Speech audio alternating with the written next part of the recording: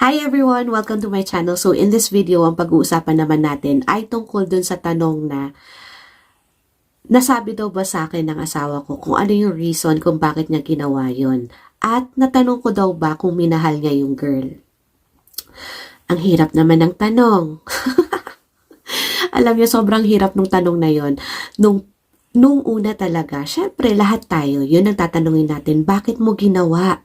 Bakit kulang ba ako? Alam niyo yung pupunta, I'm sure lahat makaka-relate. Yung iisipin mo, ano ba yung pagkukulang mo? Yung umabot ka sa point na pinagbintangan mo yung sarili mo na, baka meron akong pagkukulang. Well, of course, ako personally, naisip ko yung mga bagay na yon. Personally, nag-reflect din naman ako at inisip ko na baka kasi siguro may mga bagay akong pagkukulang sa kanya.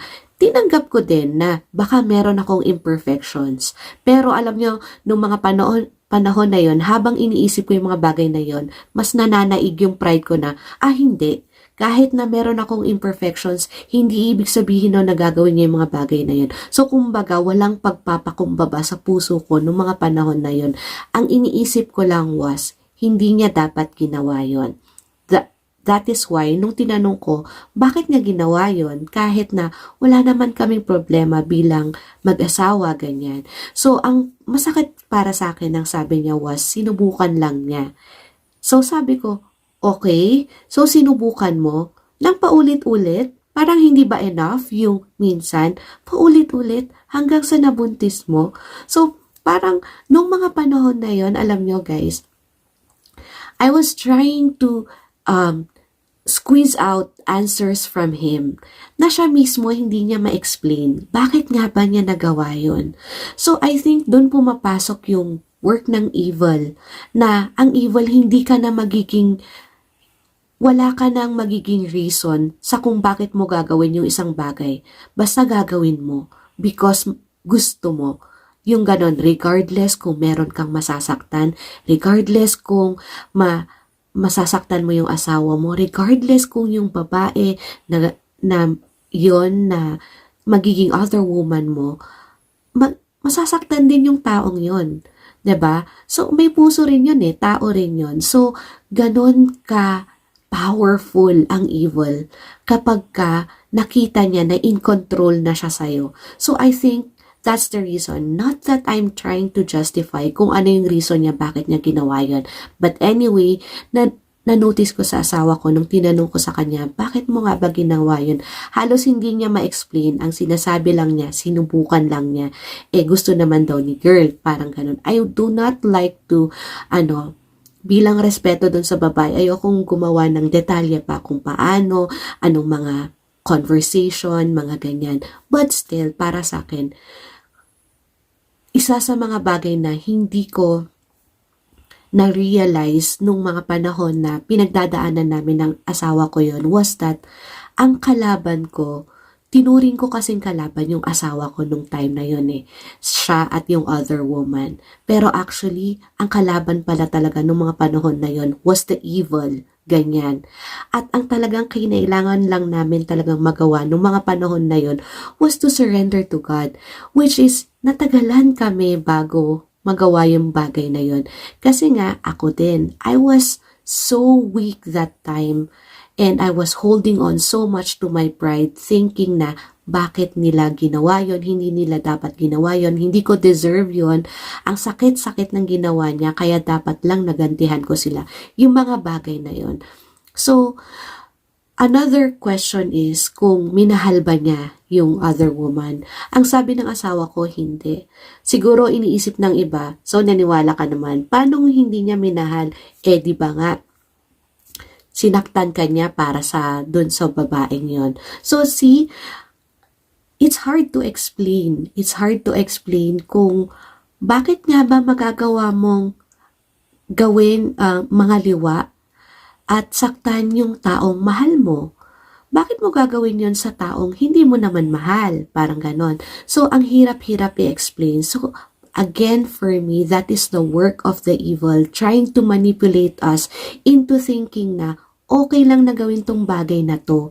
Try lang naman yung mga bagay na ganon. So, sa tingin ko, kung ano man yung reason ng asawa ko, let's say, sinubukan lang niya, ganyan, at which is, imposibleng, yung iba iisipin, imposible, bakit sinubukan paulit-ulit, and yung sagot niya na hindi niya mahal, ganyan, which is para sa iba siguro, which is ako noon, hindi ko talaga ma-accept yung answer na yun. Paano hindi mo mahal, sinaktan mo nga ako para sa kanya. So ano bang tawag dun sa feeling na yun? Sabi ko ganun sa kanya. So anyway, that was before. That was how my mental state was before. Ganon ako mag-isip noon, ganon ang pag-i-interpret ko ng mga bagay noon na imposibleng hindi niya mahal kasi nga ginawa niya yon. Imposibleng ginawa lang niya yon para itry. Paanong itry mo ng paulit-ulit? Ganon dati ang thinking ko. But for now, with all the realizations that I've had, para sa akin, ang tingin ko noon was everything, lahat ng mga nangyari, every time na meron tayong mga ginagawang masama, it's because of the evil trying to tempt us to do things. Doon pumapasok yung kapag yung evil ay sinusubukan tayong i-manipulate at nakita nila na weak tayo, that's the time na nawawala sa atin yung innate dapat natin na will na malaman kung ano yung tama at mali. Nawawala na yon nang dahil sa na-overpower tayo ng evil. Para dun sa mga laging nagtatanong sa akin, anong ginawa mo, paano mo na lagpasan lahat. Paulit-ulit kong sasabihin sa inyo guys, there was no other way than to surrender to God. That's all. Nothing else talaga. The rest are my commitment para ma-make sure ko na yung pag-surrender ko kay God sa lahat ng mga challenges, sa lahat ng hirap kong yon ay magagawan ko ng paraan para matulungan siya na ma-execute yung kagustuhan ko na sana matanggal na lahat ng pain na yon. So, hindi yung basta isusurrender mo lang din eh.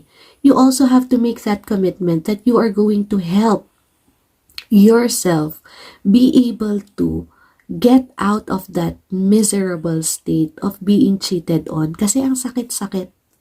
Sobrang sakit to be cheated on. When you are cheated by the person you love so much, hindi mo maisip kung ano yung dahilan para kailangan pagdaanan yung dalawa yon.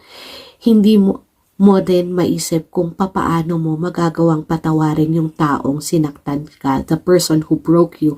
How can parang iisipin mo, paano kita papatawarin? As in, winasak mo yung buong pagkatao ko, parang ganon. But you know what? The person who broke my heart was the same person who mended back. But ultimately, of course, it was through by the grace of God and in His time, nakapag-heal kami. Hindi man 100%, but ako at yung asawa ko, we are trying our best to heal. Yun lang.